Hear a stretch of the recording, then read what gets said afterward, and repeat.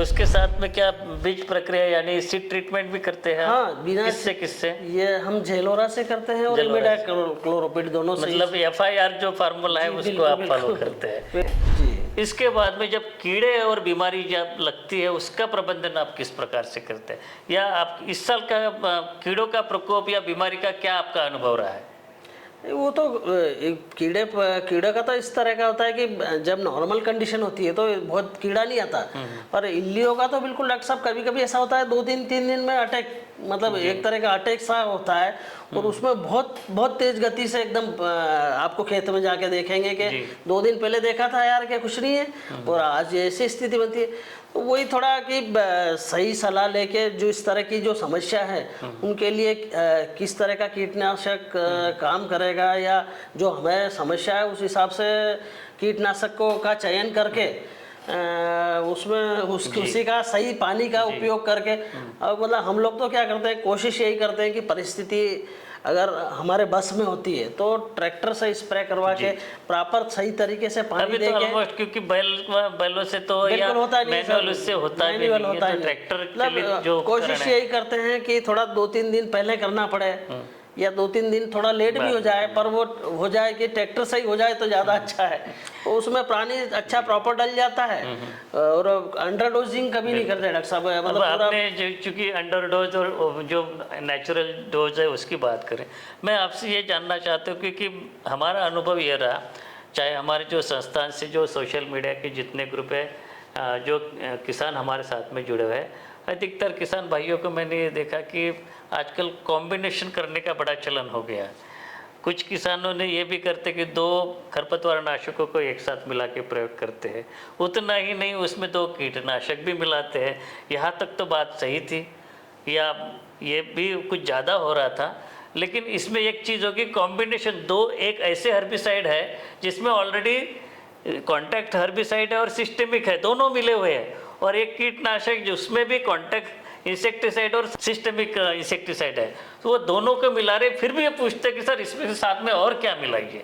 तो ये जो चलन चल रहा है आजकल मिक्स करने का, जो कि अनुशंसित भी नहीं है, कई बार हमारे किसानों से हमारे ऐसे फीडबैक मिले कि उनकी सोयाबीन की फसल खराब होने की भी पिक्चर हमने देखे।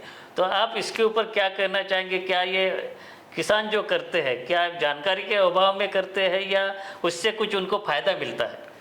नहीं, एक्चुअल किसान को मैं तो जो कंपनी का कॉम्बिनेशन होता है उसके अलावा कोई हम खुद कॉम्बिनेशन नहीं करते जी। और किसान इसलिए करता है डॉक्टर साहब कि किसान के पास उसको बार बार खेत में ना जाना पड़े जी। मतलब अगर वो मतलब ये वीडीसाइड अलग डालेगा, ये फंजीसाइड को अलग से डालेगा, इंसेक्टिसाइड अलग डालेगा, तो वो उसको बार बार मतलब उसकी कल्टीवेशन कॉस्ट कल्टीवेशन बढ़ जाती है। इसके कारण वो ये चाहता है। और फिर कभी कभी ऐसा होता है डॉक्टर साहब कि टाइम की कंडीशन ऐसी होती है कि बरसात आ रही है, बार बार कर नहीं पा रहा है, जो काम आपको जिस टाइम पे करना था उससे लेट हो रहा है, तो वो सोचता है कि यार ये भी एक साथ अपन कर दे तो ज़्यादा अच्छा रहेगा, पर वो करना नहीं चाहिए। उसके मैं खुद तो ये इस तरह का करने की कोशिश मतलब पक्ष में नहीं हूँ, तो वो रिजल्ट उतना अच्छा नहीं मिल पाता, दोनों का रिजल्ट नहीं मिल पाता। योगेंद्र जी, कुछ किसान हमने ऐसे भी देखे कि देखा देखी बहुत चलती है किसानों की। अगर आप अपने खेत में कोई छिड़काव कर रहे हैं जी, तो दूसरा पड़ोस वाला जो किसान है, भले ही आपसे बनती नहीं, उससे आपका झगड़ा है, वो दुकानदार से जाके पूछता है कि ये वो कौन सी दवाई का कर रहे हैं, तो वो देखा देखी बहुत होती है। क्या ये सही है कि जब तक आपके खेत में कई बार ये होता है कि इल्लियों का प्रकोप नहीं है, लेकिन सुरक्षात्मक रूप से ही आप डाल देते हैं कि ये मान के कि अभी आने वाली है तो उसके लिए पहले से ही कर देते हैं? तो मैंने ये देखा कि कुछ किसान 4 या 5 तक जो छिड़काव करते हैं पूरे फसल के दौरान, जबकि इतनी आवश्यकता नहीं होती उसकी। तो क्या आपके हिसाब से जो अंधाधुंध दवाइयों का प्रयोग हो रहा है, क्या वो ज़रूरी है? नहीं डॉक्टर साहब, ऐसी कोई ज़रूरत तो नहीं पड़ती। हम लोग तो 2 या 3 स्प्रे में सोयाबीन पका लेते हैं जी, मतलब उससे ज़्यादा स्प्रे नहीं करते। और उसके पक्ष में भी नहीं है, क्योंकि अगर आप ज़्यादा स्प्रे करते हैं तो खर्च भी बढ़ेगा और उसका कोई मतलब आपको, मेरे को नहीं लगता कि उसका कोई स्पेशल कुछ फ़ायदा दिखे।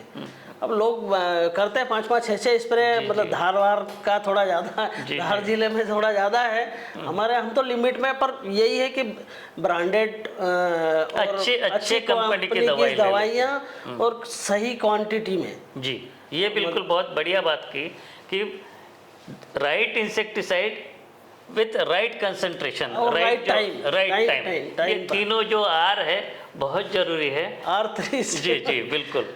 योगेन जी, हम आपके जो अच्छे उत्पादन की आशा करते हैं, साथ ही हमारे दर्शक जो हमारे साथ में जुड़े हुए हैं उनके लिए भी हम दुआ करते हैं कि आपका भी सोयाबीन का उत्पादन बहुत अच्छा हो और मिलेगा ही।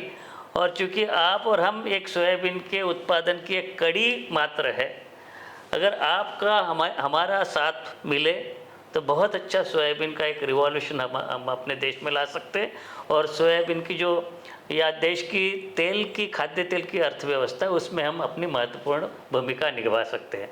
तो साथियों, आज के इस एपिसोड में इतना ही। हम धन्यवाद देते हैं योगेंद्र पवार जी को, आप हमारे साथ आए और हमारे साथ चर्चा की। ऐसे ही किसी और प्रगतिशील किसान के साथ में पुनः एक बार आपकी बात कराएंगे, आपके बिहाफ पे उनसे जानने की कोशिश करेंगे कि वो किस प्रकार की खेती करते हैं। तब तक के लिए आज्ञा दीजिए।